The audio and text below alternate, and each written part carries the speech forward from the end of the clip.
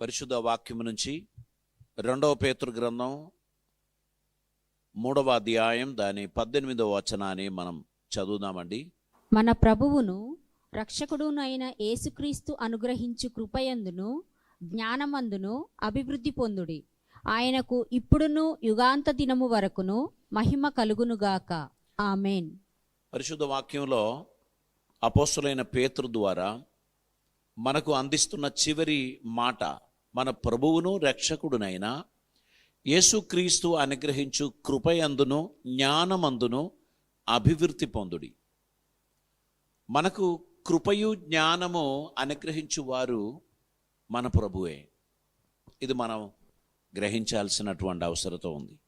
ఈ జీవితంలో విజయవంతమైన జీవితం కొనసాగించడానికి దేవుని జ్ఞానం మనకు ఇవ్వకపోతే మనం అనేక సార్లు త్రొట్టిల్లిన వారిగా మనం మారుతాం. ఇక్కడ మనము మన ప్రభువును రక్షకుడునైన యేసుక్రీస్తు అనుగ్రహించు కృపయందును జ్ఞానమందును అభివృద్ధి పొందుడి. మనము పుట్టినట్లే 30 సంవత్సరాల్లో కూడా ఉంటే అదో అభివృద్ధి కాదు. ఒక 1 year అయింది, 2 year అయింది, 5 year అయింది, ఆ ఏజ్కి తగిన అభివృద్ధి ఆ వ్యక్తిలో ఉన్నప్పుడే పేరెంట్స్ సంతోషిస్తారు. ఆత్మీయ జీవితం కూడా అలాగనే. దేవుణ్ణి తెలుసుకున్నాము అనినందుకు మనం సంపూర్ణం కాలేదు, మనం నేర్చుకుంటున్నాం. ఈ నేర్పరితనం మనలో వర్ధిల్లాలి. మనం నేర్చుకున్నది ఇతరులకు ప్రయోజనకరంగా మారాలి. కూలగొట్టడానికి, పాడు చేయడానికి కాదు మనం పుట్టింది, మనం కట్టడానికి, నిలబెట్టడానికి మనం పుట్టాం అనే విషయం మనం అందరం గుర్తుపెట్టుకోవాలి. ఇక్కడ దేవుడు అనుగ్రహించు కృపయు జ్ఞానమును మనలో కలిగినప్పుడు మనం అభివృద్ధి పొందాలి, మనం ఎదగాలి. దేవుని చేత మనం ఐశ్వర్యవంతులుగా మారాలి, ఆశీర్వాదము పొందిన వారిగా మారాలి. మనకున్నటువంటి స్పిరిచువల్ నాలెడ్జ్ అది ఇతరులకు అందించినప్పుడే అది మనలో అభివృద్ధిగా మారుతుంది. నాకు చాలా నాలెడ్జ్ ఉంది, నేను నోరు మాత్రం తెరవను, ఏం ప్రయోజనం?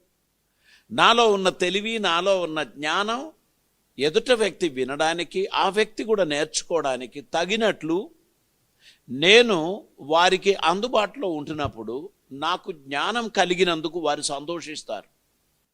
లేకపోతే ఏమంటారు? ఓ పొగరుపోతూ, ఆయనకి ఏం తెలివి ఉన్నా ఏం ప్రయోజనం, 10 మందికి సహాయపడడు అని అంటారు. మనకున్నటువంటి జ్ఞానం, ఒక ఉపాధ్యాయుడు తన స్టూడెంట్స్కు చక్కగా దాన్ని ఎక్స్ప్లెయిన్ చేసినప్పుడు ఆ విద్యార్థులు వాటిని నేర్చుకొని వారు దానిని సక్సెస్ఫుల్గా వారి ఎగ్జామ్లో ప్రజెంట్ చేసినప్పుడు, వారు రిజల్ట్ పొందినప్పుడు ఆ ఉపాధ్యాయునికి అభినందనలు దొరుకుతాయి.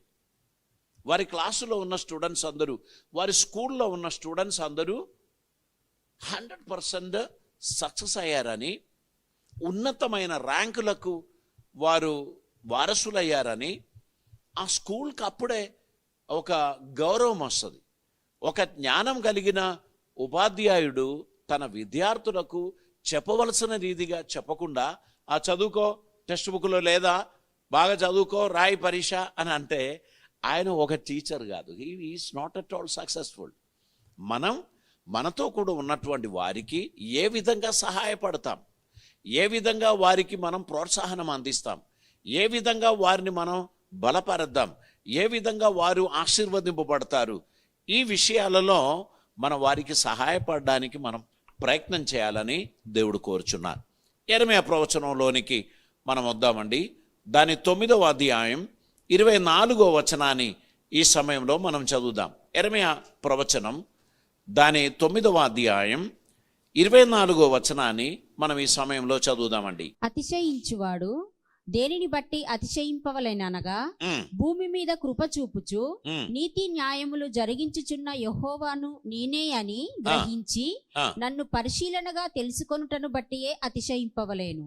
అట్టి వాటిలో నేను ఆనందించువాడనని యెహోవా సెలవిచ్చుచున్నాడు. ఇక్కడ దేవుడు సెలవిచ్చుచున్న మాట, అతిశయించువాడు దేనిని బట్టి అతిశయింపవలననగా, భూమి మీద కృప చూపుచు నీతి న్యాయములు జరిగించుచున్న యెహోవాను నేనే అని గ్రహించి నన్ను పరిశీలనగా తెలుసుకొనుటను బట్టియే అతిశయింపవలను.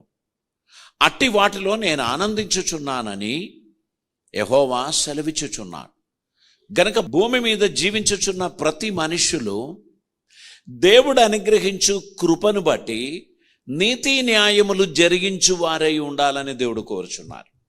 దేవుడు జ్ఞానం ఇచ్చింది మనం స్వార్థపరులు కావడానికి కాదు. దేవుడు మనకు జ్ఞానం ఇచ్చినది మనము అహంకారులు కావడానికి కాదు, మనం గర్విష్ఠులుగా జీవించడానికి కాదు. భూమి మీద ఉన్న మనుషులకు నీతి న్యాయములు జరిగించుచు దేవుని కృప ద్వారానే నేను ఇది సాధించాను, ఇది కేవలం నా సామర్థ్యం మాత్రమే కాదు, ఆ దేవుని కృప అని ప్రతి ఒక్కరూ అర్థం చేసుకొని దేవునికి స్తోత్రం చెల్లిస్తూ వారు వినయం గలవారిగా, విధేయత గలవారిగా దేవుని అందు జీవించుచున్నప్పుడు వారిని బట్టి దేవుడు సంతోషిస్తాడు. యెరెమయా ప్రవచనం 31వ అధ్యాయం దాని 34వ వచనం కూడా మనం చదువుదామండి. నేను వారికి దేవుడినై ఉందును, వారు నాకు జనులగుదురు. వారు మరి ఎన్నడూనూ యెహోవాను గూర్చి బోధ నొందుదము అని తమ పొరుగువానికి గాని తన సహోదరునికి గాని ఉపదేశము చెయ్యరు. నేను వారి దోషములను క్షమించి వారి పాపములను ఇక ఎన్నడూనూ జ్ఞాపకం చేసుకొనను. గనక అల్పులేమి ఘనులేమి అందరూ నన్ను ఎరుగుదురు. ఇదే యెహోవా వాక్కు. దేవుని ఉద్దేశం ఏంటి తెలుసా? ఘనులేమి అల్పులేమి అందరూ దేవుని జ్ఞానముతో నిండిన వారిగా మారాలి. ఇదొక గొప్ప ఆశయం, గొప్ప ఆలోచన. ఇప్పుడు నాకు కలిగిన జ్ఞానం ఇంకెవరికి కలగొద్దు, నేను ఎవరికి చెప్పను అని అనుకుంటే దేశం ఎప్పుడు అభివృద్ధి కాదు. ప్రతి ఒక్కరూ వారు నేర్చుకున్న విషయాన్ని వారి ఫ్రెండ్స్తో షేర్ చేసుకోవాలి. ఇప్పుడు సోషల్ మీడియా చాలా విస్తృతంగా అభివృద్ధి చెందినందుకు ప్రతి ఒక్కరు కూడా యూట్యూబ్ ఛానల్లో వారిదండు కొన్ని అభిప్రాయాలు, కొన్ని ఐడియాలు వారు పెడుతున్నారు. ఈ గొప్ప జనసమూహము వాటిని కొద్ది కొద్దిగా విని వారు నైపుణ్యతను సంపాదిస్తున్నారు. ప్రతి ఒక్కరు కూడా జ్ఞానవంతులుగా మారుతున్నారు. ఈ జ్ఞానం వర్ధిల్లుచున్న కొలది అందరికీ సరిసమానంగా అది అందచేసినప్పుడే ఒక ఉత్తమమైన దేశం అవుతుంది. మనకు మాత్రమే జ్ఞానం కావాలి, వీళ్ళెవరూ చదవకూడదు అని ఏదైనా ఒక జాతి లేక ఒక వంశం అనుకున్నారనుకో, అది మూర్ఖత్వం, దాన్ని వెర్రితనం అంటారు. అలాగే ఎవరు అనుకోవడానికి వీల్లేదు. నాకు కలిగిన ఈ తెలివి జ్ఞానం మరి 10 మందికి నేను తప్పకుండా తెలియపరచాలి. అందులో కులం ఉండకూడదు, మతం ఉండకూడదు, భాష ఉండకూడదు. అందరూ సమానంగా భావించి దేశాభివృద్ధి కొరకు ప్రయత్నిస్తున్నప్పుడు ప్రతి వారు కూడా తన పొరుగువానికి అవి అందచేస్తున్నప్పుడు అందరూ జ్ఞానవంతులు అవుతారు. కొన్ని విషయాలు మనకు తెలియకపోవచ్చు, మన ఫ్రెండ్స్కు తెలిసిన విషయం మనకు ఖచ్చితంగా చెప్పాలి. మనం అది తెలుసుకొని వాటిని ప్రావర్ధికంగా మనం మార్చినప్పుడు మనమును మన స్నేహితులను సక్సెస్ అవుతారు. కాబట్టి దేవుడు అనుగ్రహించినటువంటి జ్ఞానాన్ని లోకానికి అందచేయకుండా మనం ఉండడానికి వీల్లేదు. మనం అందరం దాన్ని లోకానికి అందచేయు వారిగా ఉండాలని మాత్రమే కాదు, దేవునికి మహిమార్థంగా మనం జీవించడానికి మనం ప్రయత్నం చేయవలసినటువంటి అవసరత ఉంది. ఇంకా మనం హోషేయ ప్రవచనంలోనికి వచ్చినట్లయితే 6వ అధ్యాయం దాని 3వ వచనాన్ని మనం చదువుదామండి. యెహోవాను గూర్చిన జ్ఞానము సంపాదించుకుందము రండి.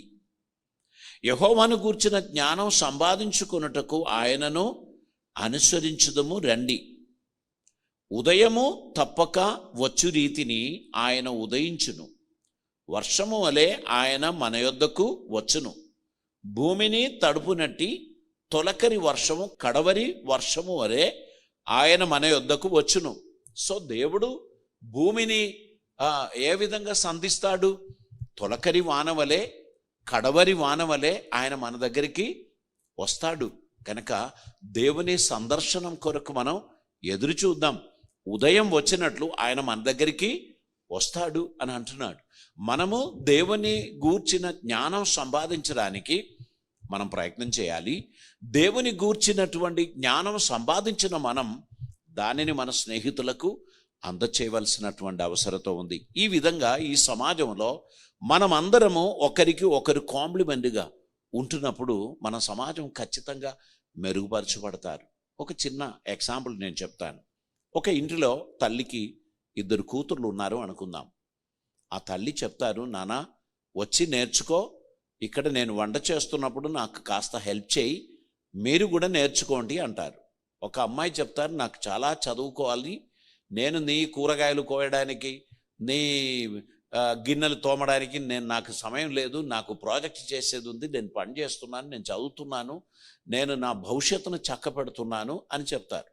మరొక అమ్మాయికి కూడా అలాగనే ఉన్నది, కానీ మమ్మీ నేను వచ్చి నీకు హెల్ప్ చేస్తాను, నేనేం చేయమంటారు అంటే మమ్మీ ఒక్కొక్కటి చిన్నగా చెప్పుకుంటూ పోతారు. ఒకటే రోజులో ఎవరు ఏమీ నేర్చుకోరు. కొన్ని రోజులు ఆ తల్లి మాటలను విని ఆ అమ్మాయి చేసుకుంటూ వచ్చి ఆమె వంటకాల్లో నైపుణ్యత సంపాదించింది. ఇప్పుడు తల్లి సిక్ అయింది, వెంటనే ఆ ఇంట్లో ఉన్న వాళ్ళందరూ హ్యాండిక్యాప్డ్ అయిపోతారు. ఆ నేర్చుకున్న అమ్మాయి, నేనున్నా కదా మమ్మీ, నువ్వేం టెన్షన్ పడకు, నేను చేస్తాను ఈరోజు అని చెప్పి ఆమె చేస్తారు. అప్పుడు తల్లి రుచి చూచినాక చెప్తారు, సూపర్గా ఉంది గాన కొంచెం ఉప్పు ఎక్కువ అయిపోయింది అని అంటారు. ఈ బిడ్డ ఏమంటారు, నెక్స్ట్ టైం మమ్మీ నేను ఖచ్చితంగా నేను జాగ్రత్త పడతాను అని అంటారు. ఈ తల్లి మాట విని నేర్చుకున్న అమ్మాయి తన లైఫ్లో తన పాఠాలు నేర్చుకున్నది ఒక వంతు. ఇటువైపు ఏం నేర్చుకున్నారు, ఆమె వంటకాలు నేర్చుకున్నారు, హౌస్ కీపింగ్ నేర్చుకున్నారు, ఇల్లు శుభ్రంగా పెట్టడం, మమ్మీలాగా ఇంట్లో బిహేవ్ చేయడం ఆ అమ్మాయి నేర్చుకున్నది. కాబట్టి ఆమె వయసు వచ్చింది, పెళ్లి సంబంధాలు వచ్చింది, ఆ తల్లి మనసులో దడ ఏం పుట్టదు, ఈ బిడ్డను గురించి నాకేం దిగులు లేదు, ఈమె ఎక్కడ పోయినా ఈమె సక్సెస్ అవుతుంది, ఆమె ఆ చేరిన ఇంటిలో వారికి అన్యాయం ఏమీ చేయదు అని ఆ తల్లి మనసులో చాలా కాన్ఫిడెన్స్ ఉంటుంది. ఇంకొక అమ్మాయి ఉంది కదా, బాగా చదువుకున్న అమ్మాయి, ఆమె ఎంత చదువుకున్నా ఎంత గొప్ప స్థాయికి ఎదిగినా పెళ్లి సంబంధం అని చెప్పగానే ఈ తల్లి హృదయంలో చాలా దడ వస్తుంది. ఎందుకని, ఆ ఇంటికి పోయి ఏం చేస్తుందో, అక్కడ వాళ్ళ ద్వారా ఎటువంటి తిట్లు తింటారో అని ఈ తల్లి చాలా కలవరపడతారు.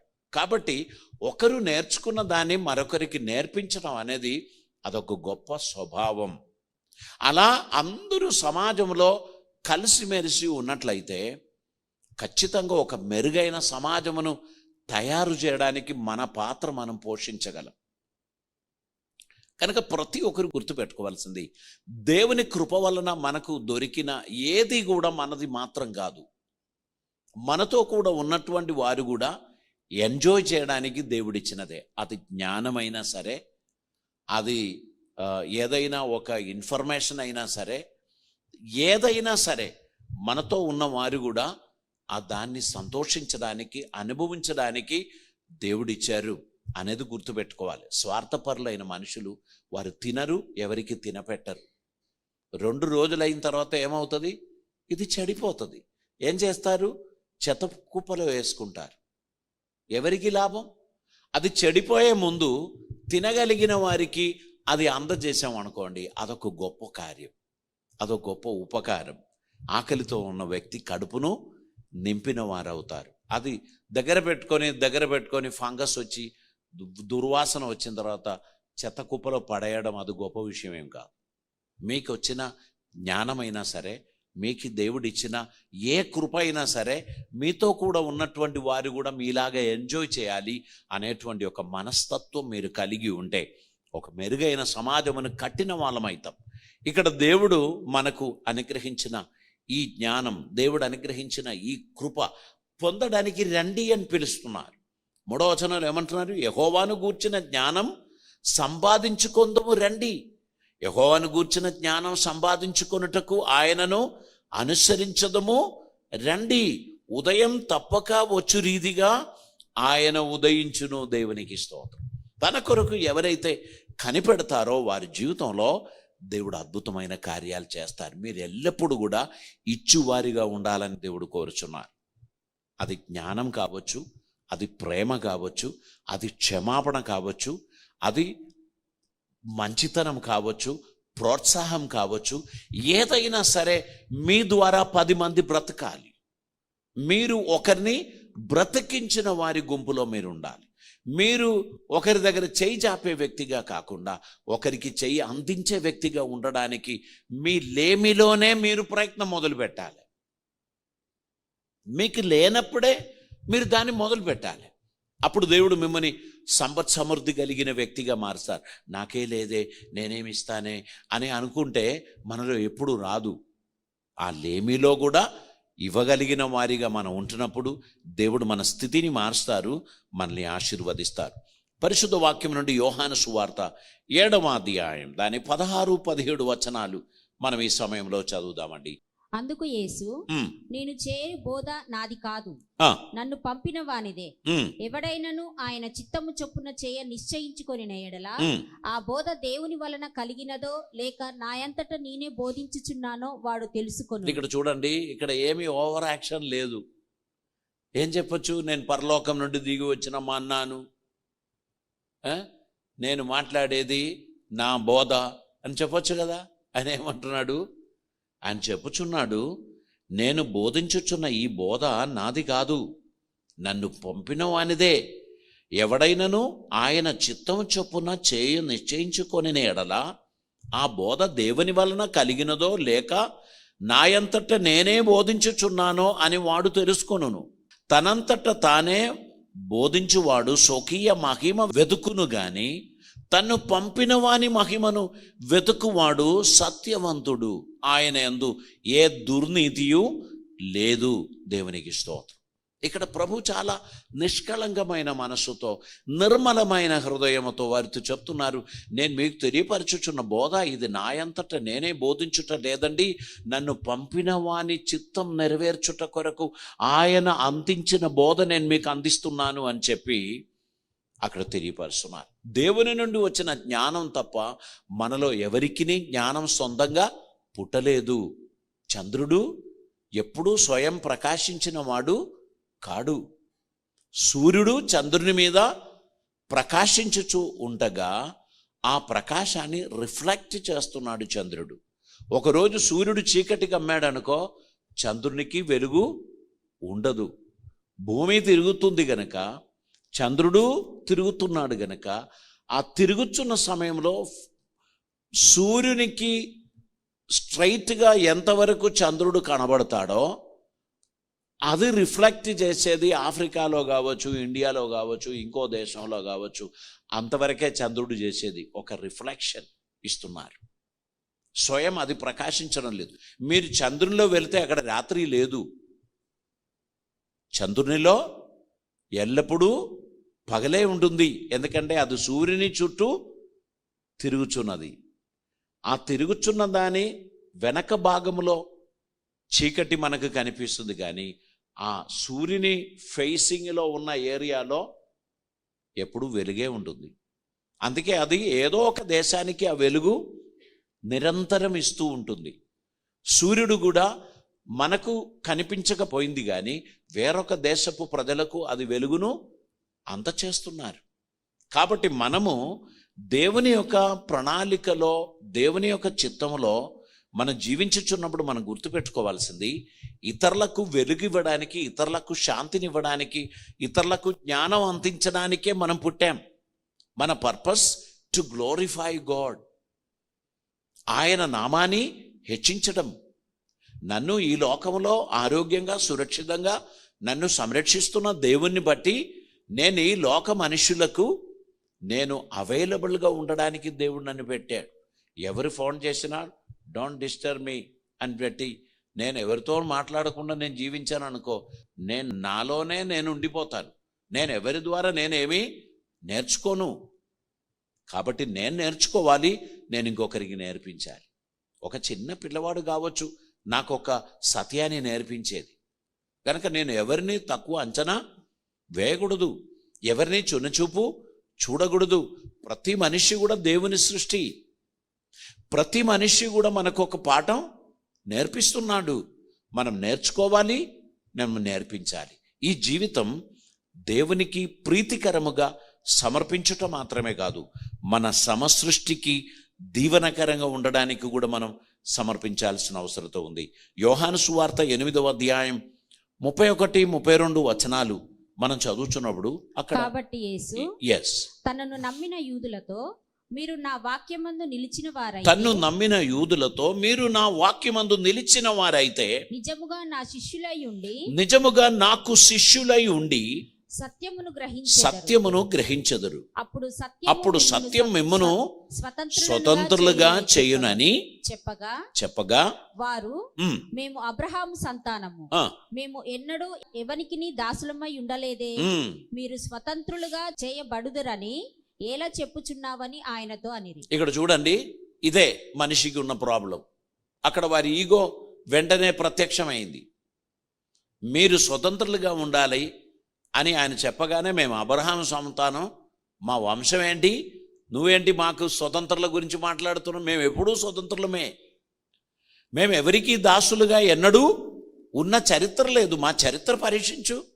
ఎవరికి మేము దాసులుగా ఉండలేదు, ఎవరికి మేము తలవంచలేదు, మేము ఎల్లప్పుడూ స్వతంత్రులమే.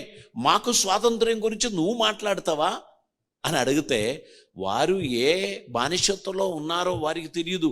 ప్రభు అక్కడ ఒక గొప్ప మర్మం నేర్పించాడు. పాపం చెయ్యు ప్రతివాడు పాపమునకు దాసుడు.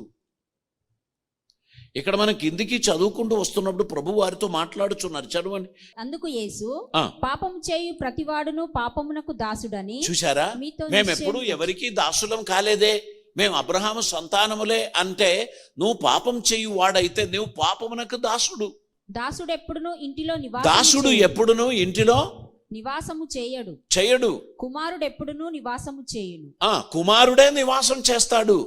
కుమారుడు మిమ్మును స్వతంత్రులనుగా చేసిన ఎడల మీరు నిజముగా స్వతంత్రులై ఉందురు. కుమారుడు మిమ్మల్ని స్వతంత్రులుగా చేస్తేనే మీరు స్వతంత్రులు, లేనట్లయితే మీరు స్వతంత్రులు కారు. మీరు అబ్రహాము సంతానమని నాకు తెలియను, అయినను మీలో నా వాక్యమునకు చోటు లేదు కనుక నన్ను చంప వెతుకుతున్నారు. నేను నా తండ్రి యొద్ద చూచిన సంగతులే బోధించుచున్నాను. నేను బోధిస్తున్నాను. మీరు అబ్రహాము సంతానములని చెప్పి మీరు బాగా మురిసిపడి ఉన్నారు, కానీ మీలో ఏమీ లేదు, దేవుని ప్రేమ లేదు, మీరు స్వతంత్రులు కాదు. పాపం చేయు ప్రతివాడు పాపమునకు దాసుడు. ఈ మర్మాన్ని ప్రభు అక్కడ వారికి బహిర్గతం చేశాడు. ఇంకా దాని 44వ వచనం చూడండి. మీరు మీ తండ్రి యగు అపవాది సంబంధులు, మీ తండ్రి దురాశలు నెరవేర్చు గోరుచున్నారు. ఆది నుండి వాడు నరహంతకుడై ఉండి సత్యమందు నిలిచిన వాడు కాడు, వాని అందు సత్యమే లేదు. వాడు ఆడినప్పుడు తన స్వభావమును అనుసరించియే మాటలాడును. వాడు అబద్ధికుడును అబద్ధికులకు జనకుడనై ఉన్నారు. అబద్ధికులందరినీ పుట్టించేది ఎవడు? సాతానుగాడే. మేము స్వతంత్రులమని అంటున్నారు, కానీ మీకు తెలియదు మీరు దాసులు, మీరు బానిసలు. దేనికి? పాపానికి. నీలో అసూయ ఉందా? నువ్వు అసూయకు బానిసుడు. నువ్వు ఏ పాపమునకు లొంగి ఉన్నావో ఆ పాపం నీ మీద ప్రభుత్వం చేస్తుంది. నీ మీద కంట్రోల్ చేసేది ఆ పాపమే. నువ్వు తప్పించడానికి వీల్లేదు. అందుకే ప్రభు చెప్పాడు, మీరు ఏ పాపం చేస్తున్నారో ఆ పాపానికి మీరు దాసులై ఉన్నారు. దేవుని సత్యాన్ని మీరు ఎప్పుడైతే తెలుసుకుంటారో సత్యం మిమ్మల్ని స్వతంత్రులుగా చేస్తారు అంటున్నారు. సత్యమే మనల్ని స్వతంత్రులుగా చేసేది.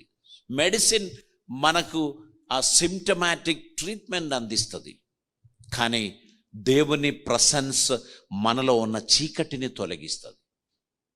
మీరు ప్రశాంతంగా ఉండడానికి, శాంతి సమాధానమును అనుభవించడానికి దేవుడు తన కృపను మీకిచ్చి మీ ప్రాణాన్ని ఆయన తెప్పరిల్లు చేస్తాడు. తల్లు వంచుదాం, ప్రార్థన చేద్దాం. పరిశుద్ధుడైన తండ్రి, కృపామయుడైన దేవా, నీకు వందనాలు. ఈ దినమందు మాకు అనుగ్రహించిన నీ కృప కొరకై నీకు స్తోత్రం. నీ చిత్తం మా జీవితంలో నెరవేర్చడానికి మమ్మల్ని మీరు బలపరచుచున్నందుకు స్తోత్రం. నీ ద్వారా మేము పొందుతున్న కృపను, జ్ఞానమును మాలో అభివృద్ధి కలిగించినట్లు, మేము వర్ధిల్లినట్లు, అనేకులకు మేము బ్లెస్సింగ్గా ఉండినట్లు నీ కృప ద్వారా మమ్మల్ని ఆదరించమని ప్రార్థిస్తున్నాం. ఈ దినమందు నీ కృప అనుగ్రహించమని, మేమందరం నీ సన్నిధిలో నమ్మకమైన బిడ్డలుగా వాడబడడానికి సహాయం చేయమని, ఈ ఆన్లైన్ లైవ్ టెలికాస్ట్ చూసినటువంటి మా మిత్రులందరికీ ప్రత్యేకమైన వందనాలు తెలియపరుస్తున్నాం. తండ్రి, వారిని ఆశీర్వదించమని ప్రార్థిస్తున్నాం. నీ కృపలతో నింపమని, అద్భుత కార్యములు జరిగించమని, నీ సన్నిధిని మాకు దయచేయమని యేసయ్య పవిత్ర నామమున అడిగి ప్రార్థిస్తూ ఉంటున్నాం పరమ తండ్రి. ఆమేన్. పరమ తండ్రి అయిన దేవుని ప్రేమయు, ప్రియకుమారుడైన యేసుక్రీస్తు వారి కృపయు, పరిశుద్ధాత్మ దేవుని అన్యోన్య సహవాసము, సమాధానము మనతోనూ ప్రార్థించిన ప్రతి అంశములతో ఇప్పుడు ఎల్లప్పుడూ ప్రభువచ్చు పర్యంతం సదాకాలము తోడై ఉందునగాక. ఆమేన్.